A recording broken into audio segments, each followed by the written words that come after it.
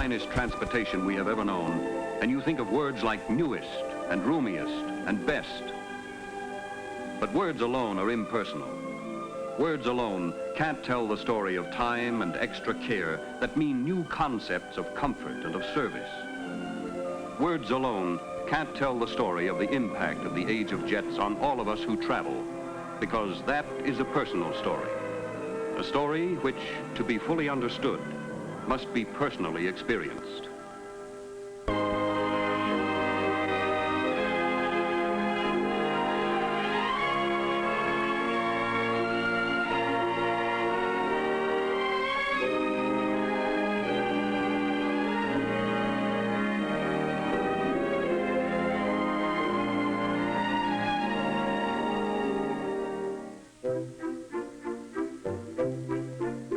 It is 7:40 a.m. Eastern Time at New York International Airport.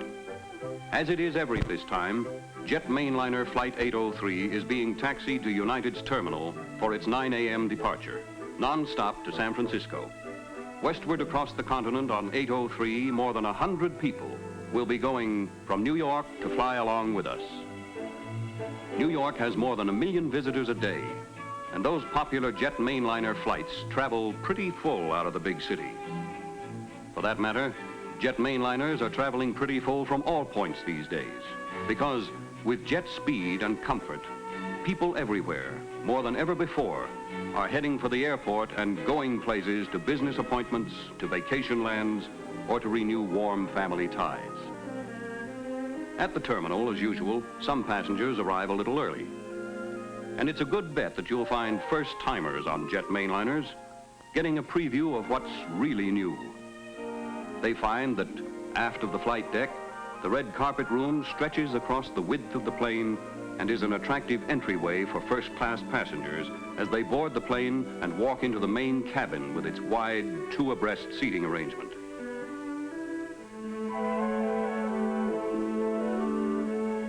The custom coach section, a separate cabin in itself, has 3 abreast seating, and even a model reveals the fact that with the size of the DC-8, there is no skimping on roominess.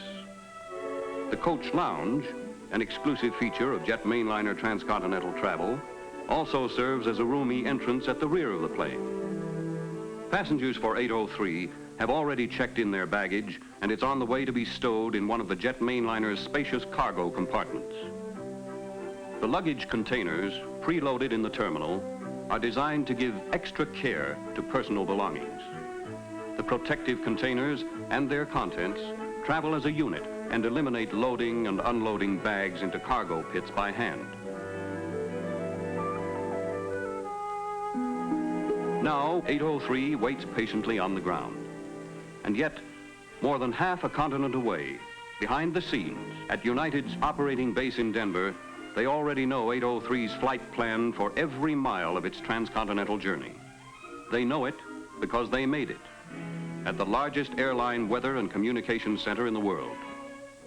From all over the northern hemisphere, the weather reports come in, from ships at sea and from aircraft, from Japan to the Arctic Circle.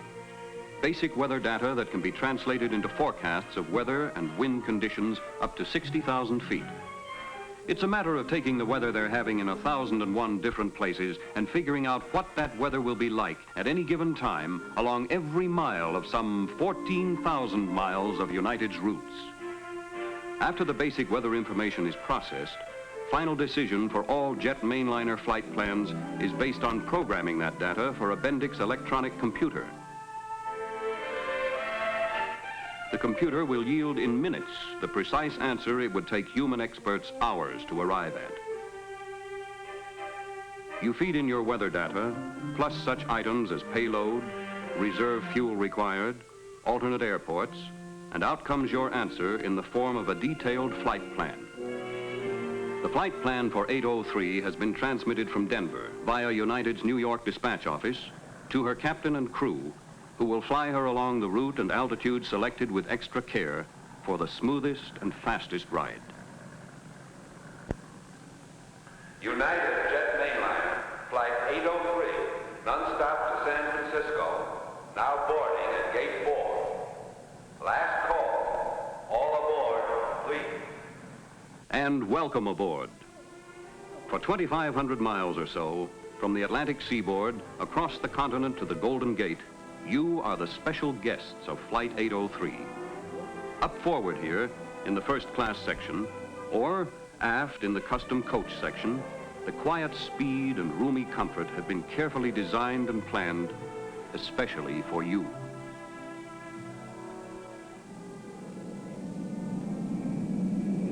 United Jet Mainliner 803, Idlewild ground control.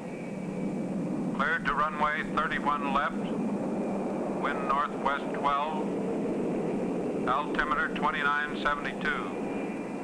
Taxiway Bravo, left turn on outer perimeter.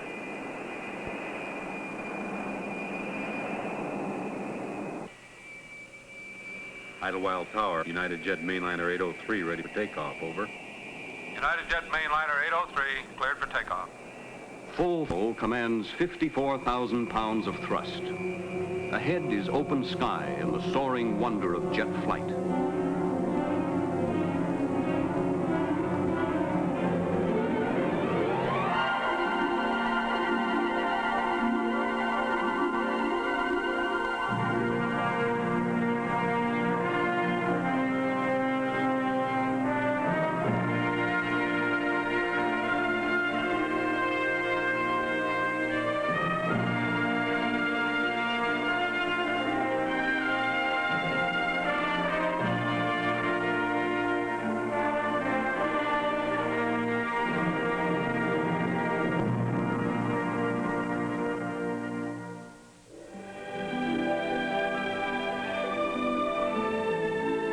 There was a time when the distant whistle of a train sounding in the night would fill our minds with thoughts of places far away.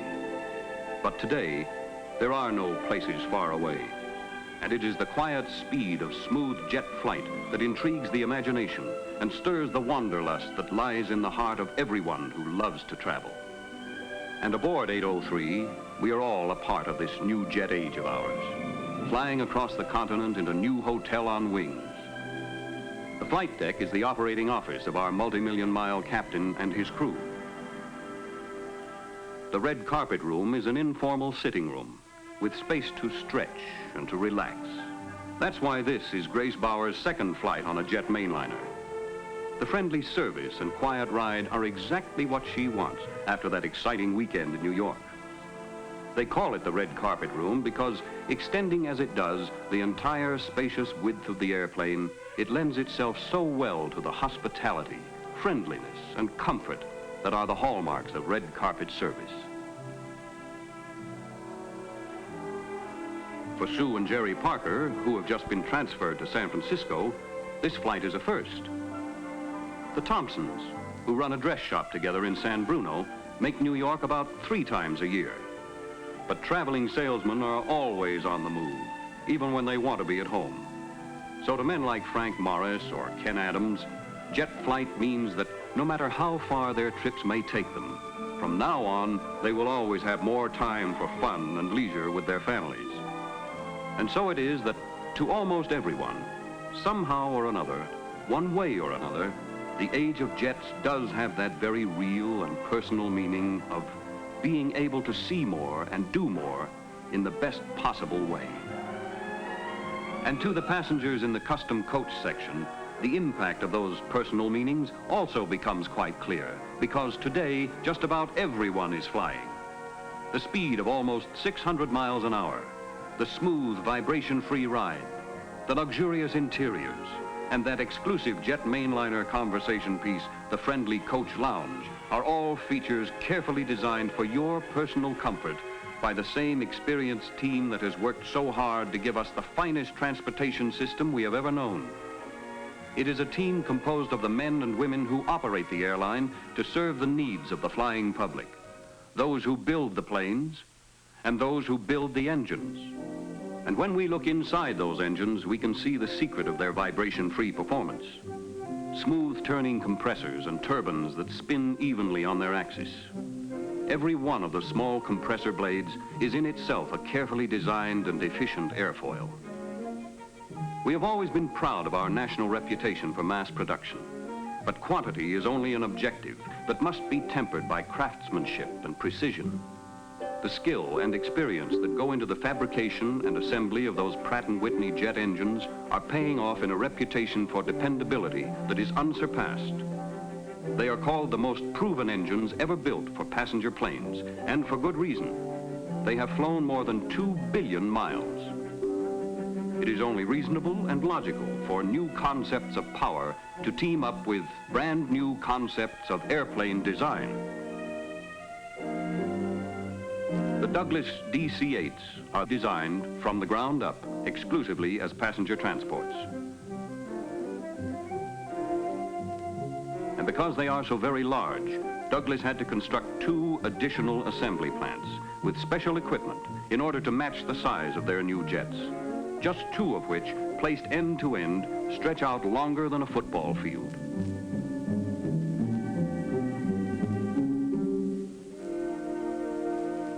Because the DC-8s are the first of their kind, which have actually been designed exclusively and specifically for the needs and comfort of the people who ride them, they represent far more sophisticated facets of the art of jet design than speed and size alone.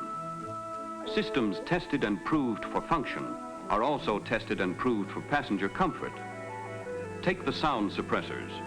More efficient at holding takeoff sound levels in the cabin to a minimum, they also incorporate special clamshell devices which close to reverse the jet thrust for smooth braking action during landings. And any way you look at it, the DC-8 is an inspiring fulfillment of its Douglas heritage, of planes whose dependability has earned such universal acceptance that Douglas has built more passenger transports than all others combined. The DC-3 dominated the lanes for 10 years and more, and flew New York to San Francisco in 17 hours, 29 minutes. The DC-4 made the same journey in 15 hours and 45 minutes during the years of transition to the famous DC-6 series, which, pressurized for long-range over-the-weather operation, took 11 hours and 5 minutes. And then it was the DC-7 for coast-to-coast non-stop in 8 hours and 45 minutes.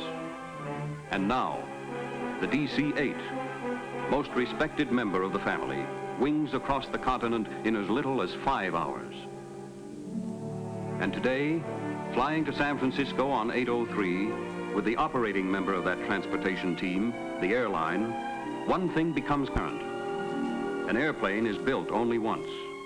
You have to fly it every day. And you do it with the comfort and well-being of the people whom you serve always as the one ideal uppermost in your mind. So you've taken extra care to specify and help design those personal touches that your long experience has taught you to understand so well. Private tables that are large enough and sturdy enough. Private tables that are independent of other people's privacy. You learn to provide a built-in reading light for the best visibility, day or night, but one that, moving with the chair, cannot intrude on those who would rather rest. And the roomy comfort of jet mainliner flight is made more pleasant still because the thoughtfully designed special and larger windows become picture windows to help your guests aboard enjoy a view that changes with the miles.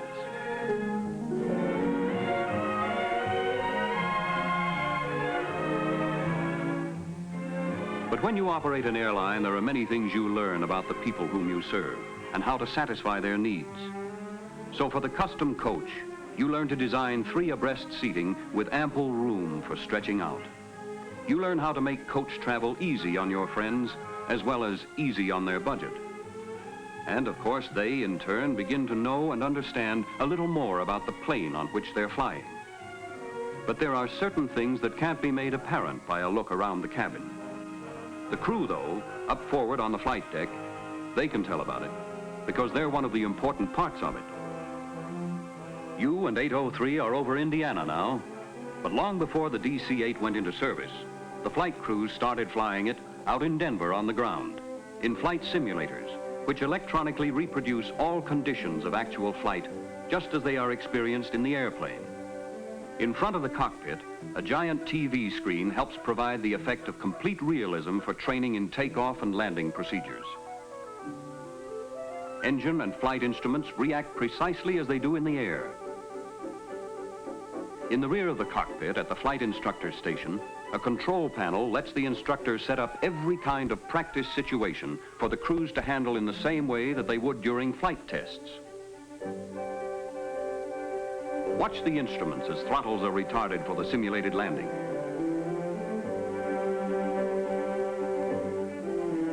A couple of 100 yards away, the remote-controlled closed-circuit TV camera moves in perfect synchronization with the controls during final approach.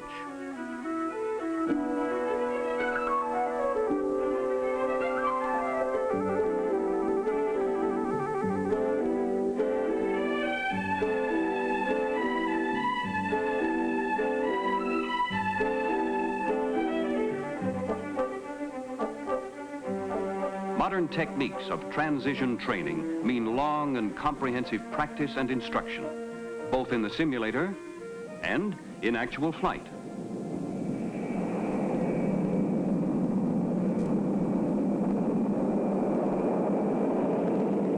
To men who know, it takes more than a fleet of airplanes to operate a jet airline. It takes depth in experience and in preparation, depth in planning and in training. And in the basic philosophy of company-wide training, the most important program always has been, and no doubt always will be, the emphasis on flight crew skills. It is a continuing program, and so men who have been piloting passenger transports for 10, 15, 20 years go back to school again. The cost? Over $10,000 per man. The time? As long as each individual member of the crew needs to pass the requirements of the Federal Aviation Authority and the even more exacting requirements of the airline for which he flies. So hour after hour, day after day, men and planes get to know and understand each other. Together they go through flight maneuvers far more severe than any that might be encountered in routine scheduled operation, until even these newest planes are familiar friends to the multi-million-mile crews that fly them.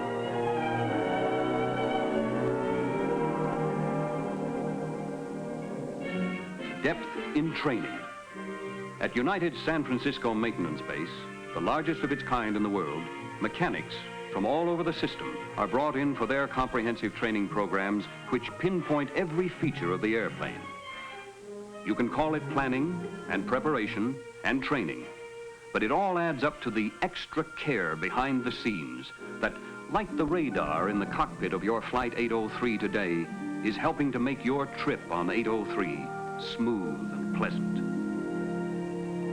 It is an interesting and significant part of progress that as our planes fly faster, quieter, even better service in half time, speed and physical comfort should not mean a sacrifice of personal interest.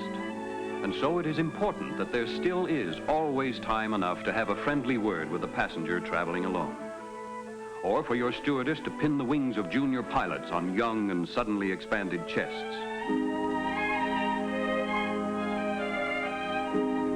You can solve even your problems of time by planning.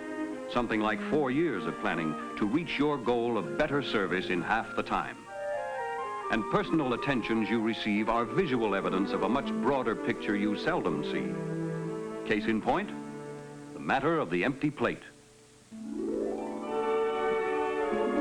Object at hand, an irresistible appeal to everybody's taste. And so, because the continental chefs in United's flight kitchens from Honolulu to New York are experts in the culinary arts rather than in words, they have set up a display as the personal expression of their mission, which is to see that all meals served on United are unsurpassed.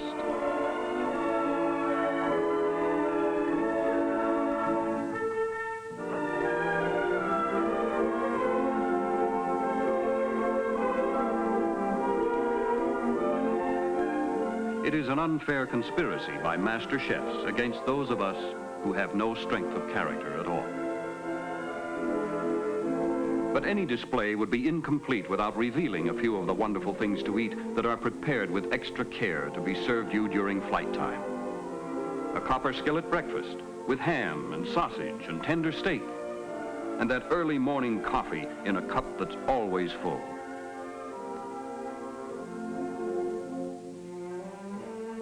When attention turns to lunch or dinner, on shorter flights, the tray may hold chilled lobster cocktail, boned breast of chicken, and an oven-fresh dessert with your choice of beverage, of course. The tasty alternate would be a refreshing soup and salad tray. All this behind the scenes, so that when it's eating time on 803 and your stewardesses in the custom coach section set those appetizing meals before you, forget about the fact you ever heard of diets. You can always blame that extra pound or two on obvious inaccuracies in that scale you'll weigh on next. This is your dinner hour, so enjoy those mealtime treats that have been prepared with extra care, personally for you. But most memorable of all on transcontinental flights is dinner in the first-class cabin, one of the finest dining places in the nation, where red carpet service makes each trip by air one more pleasant and enjoyable experience. The special full-course individual service may remind you of that popular form of friendly get-together called a progressive dinner party, where each separate course is served at a different place. But never before a progressive party that is a gourmet's delight and reaches out 1,000 miles and more. You've enjoyed cocktails over Ohio, salad over Illinois, and now it's time for your entree over Nebraska.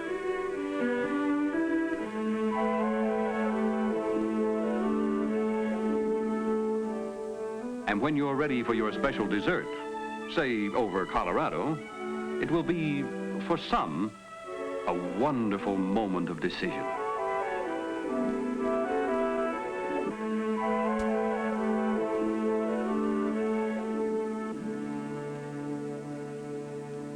Time and the miles pass swiftly.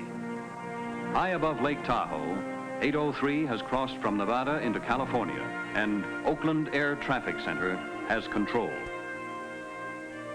United Jet Mainliner 803, Oakland Center. Clear to Oakland via Sacramento, Victor 28 Oakland. Cross Sacramento 20,000, Oakland 10,000. Attain 10,000. Contact San Francisco approach control over Oakland.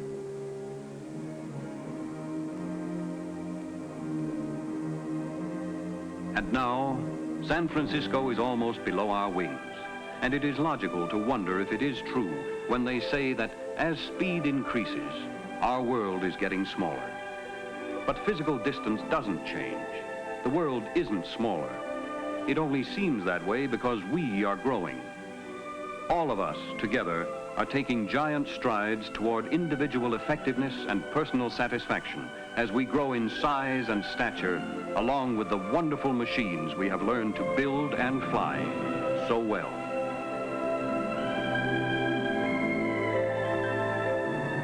San Francisco Tower, United Jet Mainliner 803, over the gap on final.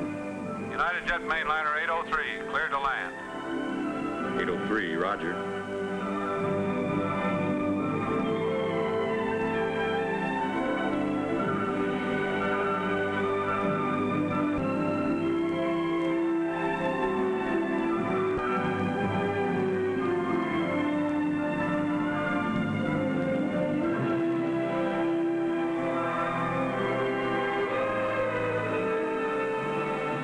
Yes, there is something special about what the best of the jets has brought us. Something which, to fully understand, we should personally experience. And now, on jet, wherever you may be, wherever you may go, to points east, to the Midwest, to the Pacific coast, or over the Pacific to Hawaii, speed, comfort, and convenience are opening broad new horizons of personal pleasure as we fly into a new and wonderful age of travel aboard the flight of our choice.